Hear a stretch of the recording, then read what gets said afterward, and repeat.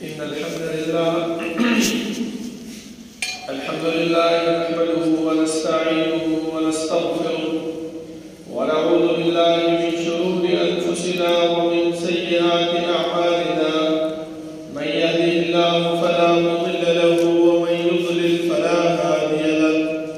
وأشهد أن لا إله إلا الله وحده لا شريك له، وأشهد أن محمدا عبده ورسوله. يا أيها الذين آمنوا اتقوا الله حق تقاته ولا تموتن إلا وأنتم مسلمون. يا أيها الناس اتقوا ربكم الذي خلقكم من نفس واحدة وخلق منها زوجها وبث منهما رجالا كثيرا ونساء،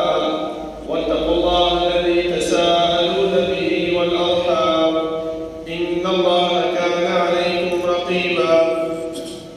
يا أيها الذين آمنوا اتقوا الله وقولوا قولا سديدا يصلح لكم أعمالكم ويغفر لكم ذنوبكم، ومن يطع الله ورسوله فقد فاز فوزا عظيما. أما بعد، فإن خير الحديث كتاب الله، وخير الهدي هدي محمد صلى الله عليه وسلم، وشر الأمور محدثاتها، وكل محدثة بدعة، وكل بدعة ضلالة، وكل ضلالة في النار. أعوذ بالله من الشيطان الرجيم. بسم الله الرحمن الرحيم. لقد من الله على المؤمنين إذ بعث فيهم رسولا من أنفسهم يتلو عليهم آياته ويزكيهم ويعلمهم الكتاب والحكمة وإن كانوا من قبل لفي ضلال مبين.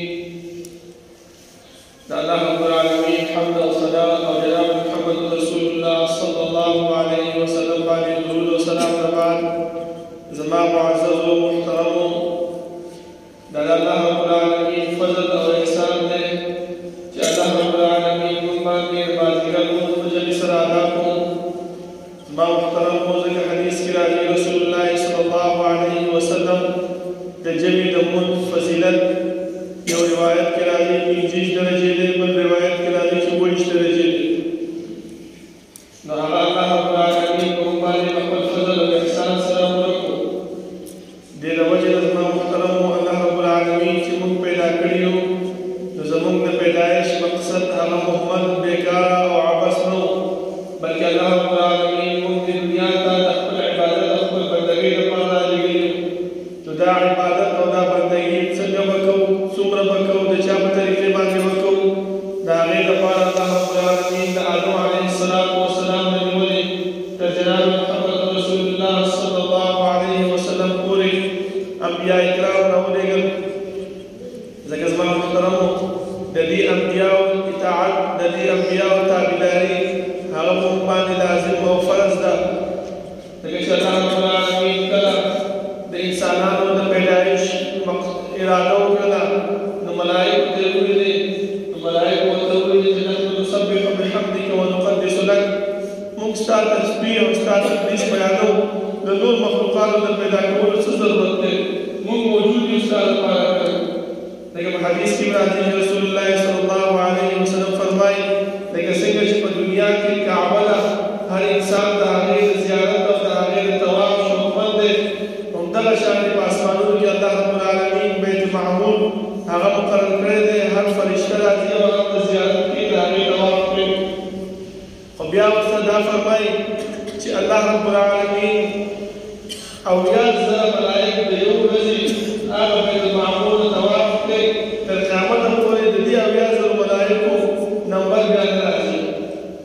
زما محترمو تاسو خپله سوچ وکړئ چې الله رب العالمین په اسمانونو کې څومره ملایک او څومره مخلوقات پیدا کړي دي. نو د دې د وجې نه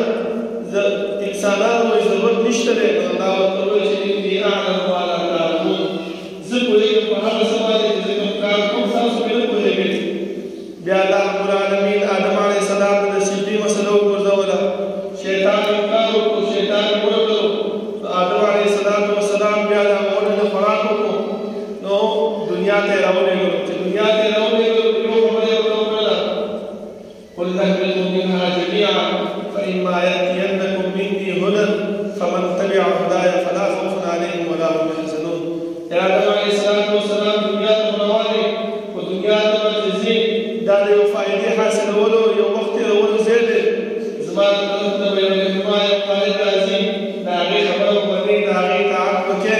هله به کامیاب وي او که چېرته یې تابعداري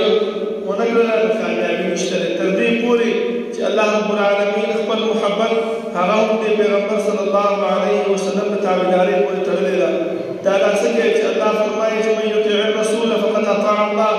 چا چې د دې پیغمبر اطاعت وکړو هغه داسې شو لکه چې الله اطاعت وکړو اوس راځو دې خبرې ته زما محترمو چې هر یو عالم راځي هر یو ملا راځي د جمعې په خطبه کې په دې درس کې په دې وعظ او نصیحت کې موږ ته دا وایي چې رسول الله صلی الله علیه وسلم تابعداري دا تابعداري وایي چې شی ده په دې باندې موږ ځان پوهېږو چې اخر دا تابعداري داسې شی ده دا تابعداري زما محترمو دا ده چې الله رب العالمین کومه خبره کوم حکم کوم عمل هغه را نازل کړی په هغې باندې من او عن هغه شان عمل وکړو دا نه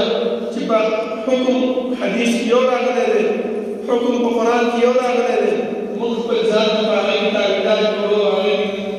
مخکېوالی وروستوالی کوو نو دا ته تابعداري نه ویل کېږي زما ورته تابعداري څه ته وایي کوم حکم چې الله رب العالمین نازل کړی دی په هغې باندې بالوال عمل کول لکه رسول الله صلی الله علیه وسلم فرمایي دا کوم خلک چې دا تابعدار کوي د هغې مبارک کې چې من عمل عملا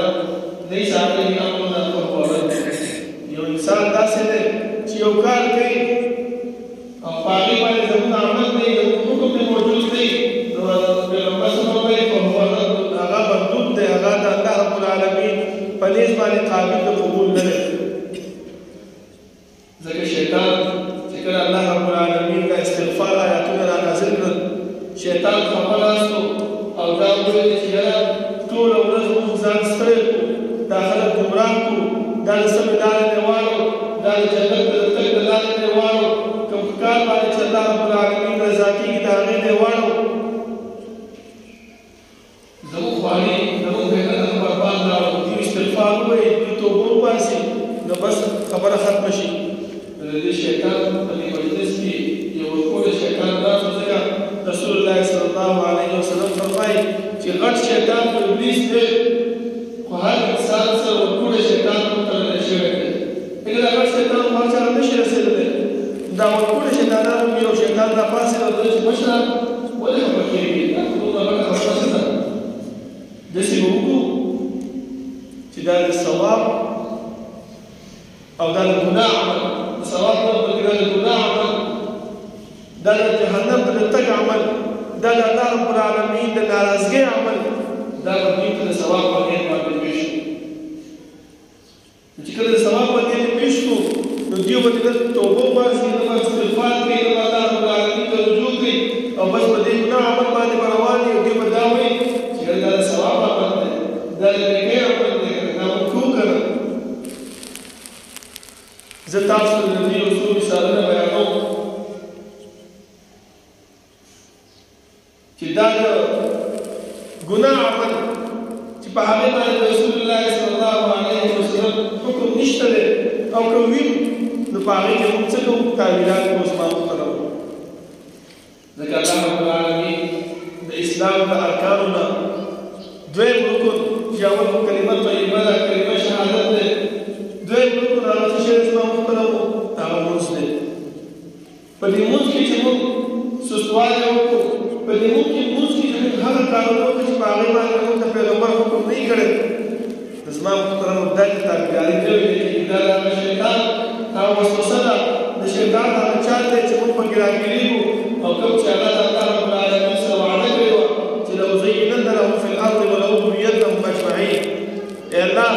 زه به دې انسانانو ته دا د ګناه عمل دا به ورخیسته کومه د ثواب په نیت ورته پېښ کومه ولأغوینهم اجمعین او ټول به ګمراه کوم تاسو وګورئ زما محترمو چې کله موږ مانځه ته ودرېږو د صف د ودرولو خبره راشي چې صف برابر کړئ نو په دې کې موږ بیا څه کوو تعبیرات کوو په دې کې موږ څه کوو د ځان نه خبرې جوړوو چې کله ورنږدې کېږو نو بیا موږ دا وایو چې یاره ټول خوشو دې راته خرابه کړله د لمونځ باندې دې پورې نه کړم زه د خپل دې خوا ته ځم ته راپسې رانږدې کړې زه دې خوا وکړو ته بیا رانږدې کېږي او چې بیا ورته رسول الله صلی الله علیه وسلم حدیث پیش کړي پیغمبر فرمایي صووا صفوفکم صفونه برابر کړئ تراصوا وسدوا الخلل نږدې شئ دا خالیګان بند کړئ دا برابر کړئ بیا موږ څه وایو دا تعمیل وکړئ زما محترمو هغه د تابعدارۍ چې کوم پیغمبر موږ ته بیان کړی د هغې نه موږ څنګه ځان وشلو کوو موږ څه وایو ولې دا پیر چې دومره ښکاري کړي دا شیطان دلته نه راننوځي چې دې ځای کې به راننوځي زما محترمو دغه خبره چې کوم دی دا د شیطان او وسوسه ده د شیطان اچاک دی د الله رب العالمین د ناراضګۍ ذریعه ده د الله رب العالمین چې کوم جهنم تیار کړی د هغې د تګ ذریعه ده او بیا دلیل څه پیش کړو دې دلیل ته نه پوه کېږو زما محترمو ځکه شیطان ګناه وي چې روزۍ مې نه کړله الله زه به دې د ګناه عمل ښایسته کومه بیا دلیل موږ څه پیش کړو دلیل دا وایو چې رسول الله صلی الله علیه وسلم ویلي دي چې کله اذان وشي اقامت وشي نو شیطان وتښتي نو بیا څنګه شیطان ستا خواته راغلی دا وګوره اهلي حدیث پیش کړو پوره حدیث نه پیش کړو پکار دا دی چې موږ پوره حدیث پیش کړو چې د دې وسوسې د شیطان نه موږ ځان بچ کړو سبا چې الله رب العالمین مخې ته ودرېږي الله موږ ته تپوس کوي چې ته خو ملا وې تا خو علم زده کړی و تا ولې دا عوام نه خبرول تا ولې دا عوام په دې خبره باندې نه پوره کول چې دا کار صحیح نه دی نږدې ودرېږي دلته شیطان ودرېږي نو بیا به موږ الله رب العالمین څه جواب ورکړو زما محترم موږ سره جواب شته هېڅ قسم جواب نشته نو چېرته به ځو بیا به فرشتو ته حکم وکړي چې پټ مخې جهنم ته وغورځوو لکه هغه مشهور حدیث تاسو ته معلوم دی چې کوم انسان کې اخلاص موجود نه وي عالم به راوستلی شي مجاهد به راوستلی شي ایماندار به راوستلی شي عالم به لګیا وي ټول ورځ به په علم کې مصرف کړی وي خلکو ته بیانونه کوي مجاهد به لګیا وي جهاد به کوي کفار به یې وژلي ایماندار سړی به چې راوستلی شي جهاد خپل مال به یې خرڅ کړي مدرسې ته یتیمانانو ته هر چا ته اخر به ورته الله وایي چې انسانه تاسې دا عمل کړی څه لپاره دې کړی چې خلک درته ووایي چې دا ډېر عالم دی دا لوی مفتي دی دا ډېر غازي دی دا ډېر لوی مجاهد دی دا ډېر مالدار او صحیح انسان دی زه دنیا کې تا ته هغه ویل شوي ما سره ستا لپاره هېڅ نشته وګوره دنیا کې موږ خواري وکړله خو زموږ خواري څه شي زما محترم برباد راغله د دې له وجې نه د خلکو په دې خبرو کې نه دي راتلل پکار او دا سخت دا ملاول پکار دي زما محترم بیا زما محترم چې مانځه ته ودرېږو د رفولېدو اوس دې رفولېدو باره کې زما محترم زموږ علما موږ ته دا خبرې کوي چې یو عالم موږ ته دا خبرې وکړي د انسان زړه خفه شي چې یاره د پیغمبر حدیث په باره کې ته دومره غلطې خبرې کوې دا عوام په دې باندې پوهېږې نه ته به سبا الله نه څه جواب ورکړې زما محترم هغه څه وایي مسلم کتاب راوړی دا مسلم کتاب دی دې کې لیکلي دي پیغمبر ته رفولېدې ته منع کړې ده دا الله پاک څنګه منع کړې ده پیغمبر خپله ویلي چې رفولېدې کوئ تر دې پورې د ابن عمر رضی الله عنه روایت دی چې حزم منکبۍ دا لاسونه چې کوم دی تر ورو پورې اوچت کړي دا الفاظ راغلي دي او دغه علما موږ ته وایي دغه مسلم کې روایت دی چې رفولېدې مه کوئ هغه څنګه روایت لږ تاسو وکړئ زما محترم ځکه شیطان هغه موږ سره وعده تاسو سره وعده کړې ده چې زه به دا اسلام بندګان دا به ګمراه کړم دا به د سمې لارې نه اړم هغه په خپل جدوجهد کې خپل کوشش کې روان دی او الله موږ ته ویلي دي چې ان شیطان لکم عدو فاتخذوه عدوا دا ستاسو دشمن دی په دشمنۍ ونیسئ اوس د انسان په ذهن کې دا سوال راځي چې دا دشمن خو دی دا دشمنان به وایي چې ما داسې وباسه مړی کړي چې استخلاص شم دی نو دا شیطان بیا ولې ته کوی نه خطرې دی موږ ولې ځان ته راغلی چې ما دشمن دی دشمن خو لرې کړه الله بیا فرمایي چې انما یدعو حزبه لیکونوا من اصحاب السعیر تاسو په سوچ وکړئ دا جومات چې ټول خلک پرې لاړ شي یو حزبي کې راسي او دلته دې جومات کې ځان د ژوند تېروي تاسو څه سوچ وکړئ دا یو قسم دلته رګ تګ نه شي تګ به وچوي دا زړه زما محترم شیطان د خپل ځان لپاره په جهنم کې ځان نه سوځېږم ولې ځان نه وسوځوم هغه خو دا غواړي چې زه څه وکړم یو ډله سره د برابر قسمت سره یو ځای کېږي. الله فرمایي چې انما یدعو حزبه، دا راپلېږي یو ډله برابر یکونو من اصحاب السعیر، دې لپاره چې نږدې شي د ده سره جهنمي شي، جهنم والا شي. زما محترمو، هغه عالم هغه مفتي درسونه کوي، خلک یې په ډېر په ګرانې ګرانې باندې راغواړي، پیسې د خلکو دالې په دې درس باندې، او هغه څه وایي د پیغمبر د خلاف خبرې دا بیانوي، او څه وایي چې دې مسلم کې راغلي دي. ځکه حدیث تاسو مخکې چې رسول الله صلی الله علیه وسلم یوه ورځ جومات ته راغی او خلک یې ولیدل چې دا څه اوچتول کوي. رسول الله صلی الله علیه وسلم ورته وفرمایل چې تاسو دا څه مه اوچتوئ په شان د هغه اس چې نوی نوی پیدا شي او ډېر په ټوپونو باندې د خپلې لکۍ خوځوي، دغه شان دا تاسو مه غورځوئ. اوس زما محترمو، تاسو دې خبرې ته لږ سوچ وکړئ چې اس بچی دی، تاسو هم اس بچی وپلې لاړ شئ، استقبال ته لاړ شئ، چې کوم اس بچی پیدا شي هغه کله دا خپله لکۍ داسې اوچتوي. کوم اس بچی داسې لکۍ اوچتوي، هغه چې اوچتوي نو هغه داسې وهي. لږ سوچ پکار دی زما محترمو. خو ولې هغه شیطان ویلي دی چې انما لأزينن لهم في الأرض ولأغوينهم أجمعين. یا الله زه به دوی ته دا د ګناه عمل د ثواب په نیت پېښ کوم، ولأغوينهم أجمعين، ټول به ګمراهان دغه ګمراهي ده زما محترمو. او حدیث کې چې دا الفاظ راغلي دي محترمو، دا داسې ډول چې نه راغلي، دا په دې وجه باندې راغلي دي چې خلک به جومات ته راننوتل، صحابه به په صفونو کې په مانځه باندې ولاړ وو، هغوی به سلام وکړو، د سلام څخه هغوی به راسره داسې اوچت کړل، داسې اوچت کړل. رسول الله صلی الله علیه وسلم لا ترفعوا أیدیکم، مونځ کې لاسونه مه اوچتوئ، بلکې خشوع او خضوع سره ودرېږئ. بیا پیغمبر وویل چې چا به سلام واچو نو جواب به څنګه ورکوئ؟ دا د سیستم اوچتوئ. دغه شان زما پیغمبر وویل سلام. او دلته علما څه فرمایي؟ همدغه مفتي دی، همدغه مسلم دغه روایت پېښ کړي، کتاب په دغه نیسي چې ګردې کې دی، په کتاب الصلاة کې دی، په دغه صفحه باندې، په دې حدیث نمبر باندې چې کوم علمي ناست دی هغه وایي چې مفتي صاحب د قرآن کتاب یې راته پېښ کړو، حدیث نمبر یې راته پېښ کړو. حدیث ترجمه او تفسیر څنګه زما محترمو غلط بیان دی. دا شیطان هغه راغلی چې لأزينن لهم في الأرض. نو موږ ټول چې ګمراه شو که نه شو؟ زما محترمو، کوم پیغمبر چې الله موږ ته رالېږلی دی چې هغه موږ ته وایي چې د هغې تابعداري لازمه ده، هغه تاسو کوئ. قل اهبطوا منها جميعا فإما يأتينكم مني هدى فمن تبع هداي فلا خوف عليهم ولا هم يحزنون. همدغه رنګې زما محترمو چې کله موږ په سجدې ته کوزېږو نو موږ څه کوو؟ موږ دا دواړه په دې اول کوزو. په دې کې رسول الله صلی الله علیه وسلم موږ منع کړي یو. دغه علما دي زما محترمو، دغه علم موږ ته بیانوي، دغه درس موږ ته راکوي، خو د دې معنا موږ ته غلطه کوي. سبا به چې الله تعالی مخې ته موږ ودرېږو، موږ درته پوښتنه چې ولې داسې وه چې یاره تاسو خو خبر نه وم، خو عالم راغلی، مفتي به راغلی، ملا به راغلی، موږ ته به یې دغه خبرې وکړې، موږ به پرې عمل کولو. انا أطعنا سادتنا وكبراءنا فأضلونا السبيل. موږ یې سمې لارې نه ګمراه کړو. الله وایي چې ولې ألم تكن أرض الله واسعة، آیا د الله رب العالمین ځمکه پراخه نه وه؟ بله هغې نه ورته ځای کړه، څه ضرورت دی چې په دغه ځای کې ناست وي؟ بیا به الله له څه جواب ورکړو؟ زما محترمو، جهنم بیا زموږ مقدر دی، زموږ ځای دی. رسول الله صلی الله علیه وسلم فرمایي چې فلا یبلغ کما یبلغ البعید، داسې مه ښکته کېږئ لکه څنګه چې اوښ ښکته کېږي. تاسو وګورئ اوښ چې کښېني نو څنګه کښېني؟ دا دواړه پښې راخواته کړي او دا ګوتې چې کومې دا ولګوي. خو دغه عالم څه وایي زما محترمو؟ د دې دا مثال تاسو وګورئ، د خلکو د ګمراهولو لپاره څنګه مثال پېښ کړي،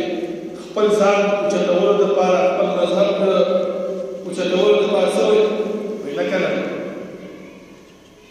هغه به چې کوم دی مخکیني لاسونه نه کوي، او ته به چې کوم دی رسولي خولې نه کوي، ستا دا لاسونه به ښکته کېږي، هغې سره مشابهت راځي. دا زما محترمو دا مشابهت هغه نه دی، بلکې دې حدیث ته لږ سوچ وکړئ. پیغمبر وایي فلا یبلغ، مه ښکته کېږئ کما یبلغ البعید، لکه څنګه چې ښکته کېږي څوک؟ اوښ. دا یې نه دي ویلي چې هغې په شان کې مه کوئ.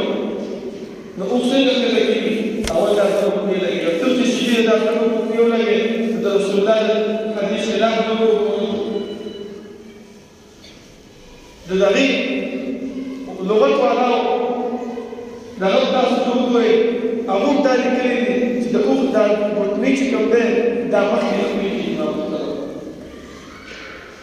پکار دا دی زما چې سجدې ته مونږ ښکته کېږو نو اول څه ولګوو لاسونه ولګوو بیا دې ګوتمۍ ولګوو همدغه شان زما محترمو د دې تشهد کې چې مونږ کېنو دا تشهد زمونږ دا مونږ غلط کوو دې په دې وجه باندې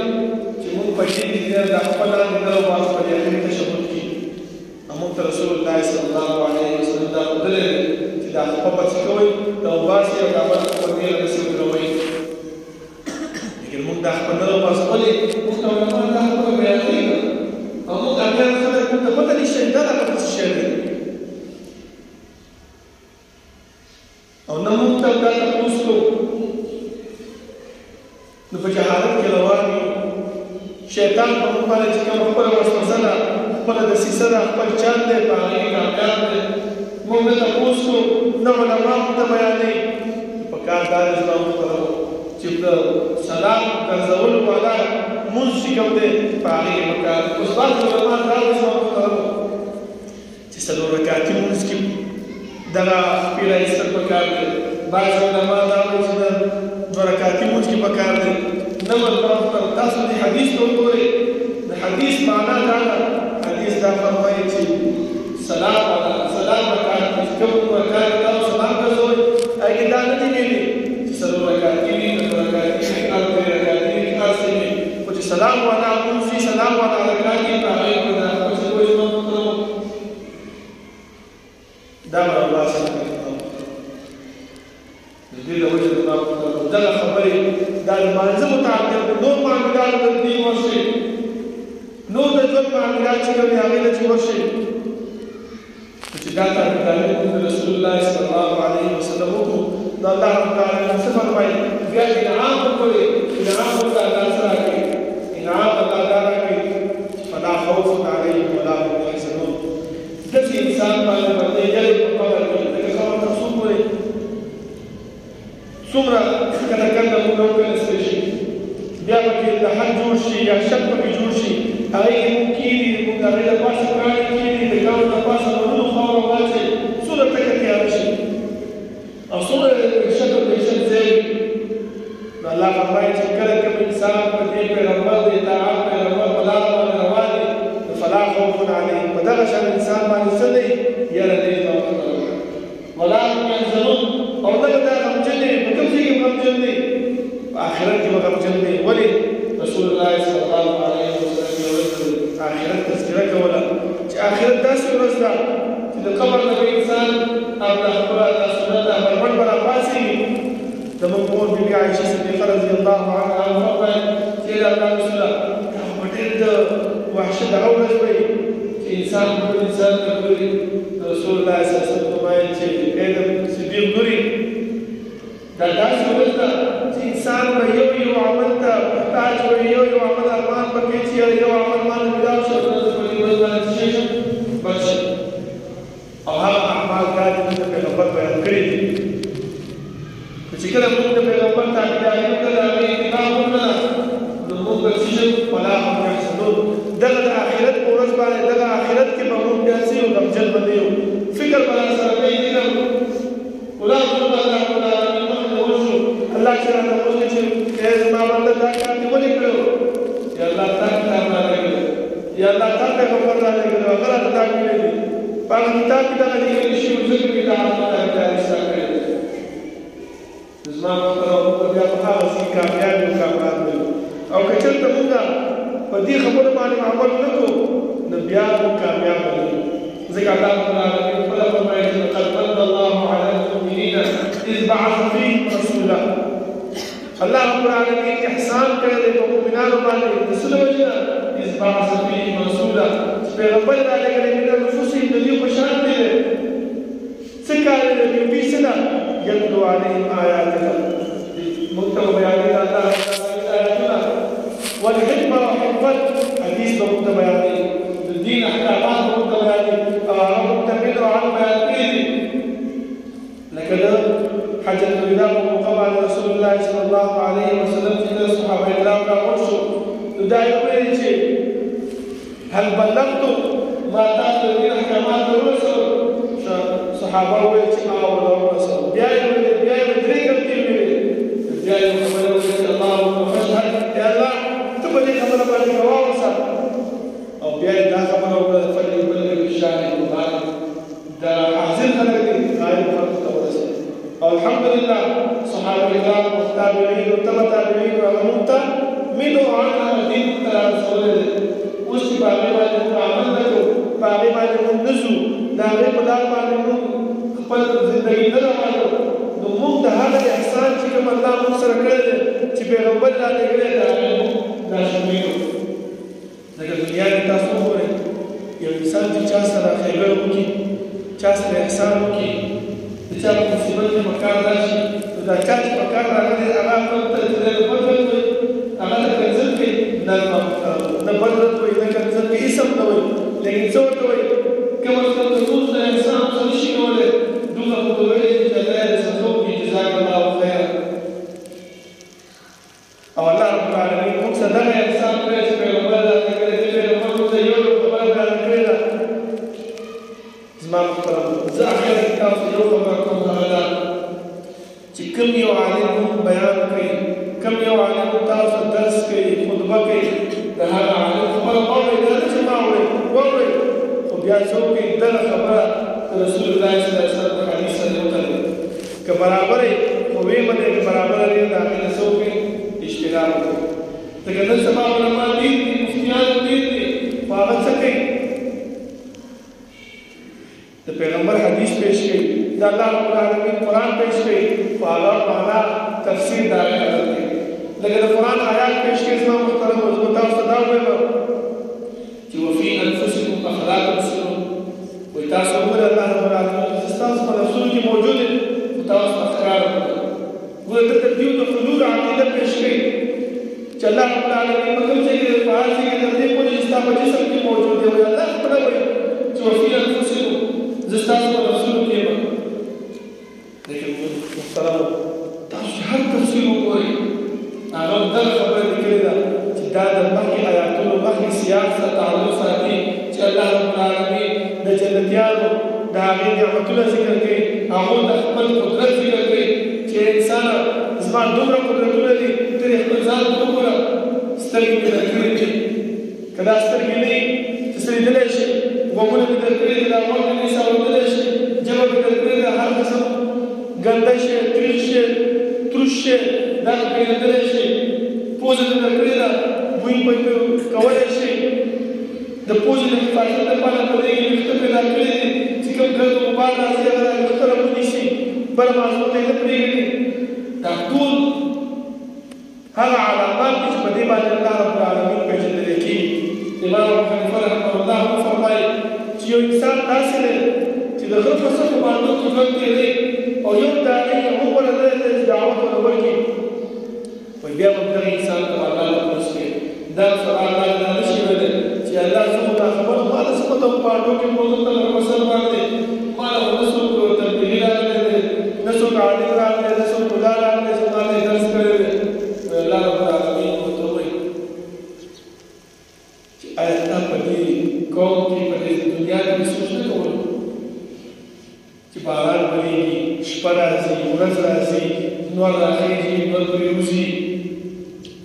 جمع شپې چې دی نو اوږدې وي د اوړي شپې لنډې وي د جمع شپې د جمع ورځې چې دی نو هغه لنډې وي د اوړي ورځ چې دی نو هغه څه اوږدې وي دې باندې سوچ نه کوو چې د دې چلولو باندې آخر کوم خالق شته که نه نو د هغې عبادت پکار دی د هغې تابعداري پکار ده هغه چې کوم استازی راغلی دی کوم رسول یې راغلی د هغې استازي د هغې رسول تابعداري پکار ده نو الله بیا موږ ته فرمایي چې چېرته دا باندې تاسو باندې تپوس کولی نو شو کولی ځکه د الله رب العالمین په صفاتو کې دا صفت موجود دی چې فعال لما یرید چې څه وغواړي هغه کوي که چېرته الله رب العالمین دا پیغمبر موږ ته نه وی رالیږلی او موږ ټول ګمراه یو جهنم ته تللی وی نو موږ د الله نه دا تپوس کولی شو هېڅکله نه شو کولی او بیا به دا فرمایي چې ولا یخاف عقباها الله رب العالمین د خپل عاقبت د انجام نه ویرېږي نه بلکې هغه کارونه کوي چې په هغې باندې انسان ته فایدې راکوي په هغې باندې انسان څنګه په ترقۍ باندې ځي او بیا الله وویل د دې پیغمبر ته راغلل د مخکې تاسو څه شی وایي ګمراه د سمې لارې نه وتلي وایي لکه د پیغمبر صلی الله علیه وسلم د بعثت د راتلو مخکې تاسو د مکې د حالاتو ګورئ د جاهلیت حالاتو ګورئ څنګه ژوند به هغوی کولو دا د ګمراهۍ ژوند الله رب العالمین موږ راویستي نو الله چې کوم پیغمبر موږ ته رالېږلی د هغه پیغمبر خبره منل د هغې تابعداري د هغې اطاعت هغه په موږ باندې لازمه ده چې مینه او عنه دا به شانتې وکړو کوم چې هغه موږ بیان کړی دی د علماو خبرې اورېدل پکار دي خو بیا په هغې کې جاج پړتال پکار دی دا نه چې بس هغه وایي بیا موږ دا وایو چې یاره دا ګناه وکړه که د ګناه بس زه دا عمل کوم نو که صحیح وي صحیح وي که صحیح نه د ګناه یې د ګناه په سر باندې دا زما په دې نه خلاصېږي ځکه الله دا مسله متحد کړې ده الله فرمایي چې ولا تزر وازرة وزر أخرى یو انسان د بل انسان بوج نشي وړلی که موږ دا وایو چې یاره موږ ګناه راته مسله بیان کړه نو زه په هغې عمل کومه ګناه د هغه مسل باندې نه په دې بیا موږ نه خلاصېږو پکار دا دی چې هغه پیغمبر چې موږ ته الله رالېږلی د هغې مینه او اړ چې څنګه هغه رالېږلی د هغه شان تابعداري وکړو او د الله رب العالمین هغه احسان د الله رب العالمین د هغه مننې د هغې مؤمن او اړ شکریه ادا کړو هغه شکریه به څنګه وي د هغې اطاعت وکړو د هغې فرمانبرداري وکړو هغې ذکر اذکار وکړو قرآن کریم تلاوت وکړو د هغې عبادت وکړو د هغې بندګي وکړو دا د الله رب العالمین د احسان شکریه ده الله رب العالمین د دعا ده چې الله رب العالمین د عمل کولو توفیق راکړي او الله رب العالمین دې کومې خبرې چې ما وکړلې اول دې ما ته او بیا تاسو ټولو ته د عمل کولو توفیق راکړي أقول قولي هذا وأستغفر الله لي ولكم ولسائر المسلمين سبحان ربك رب العزة عما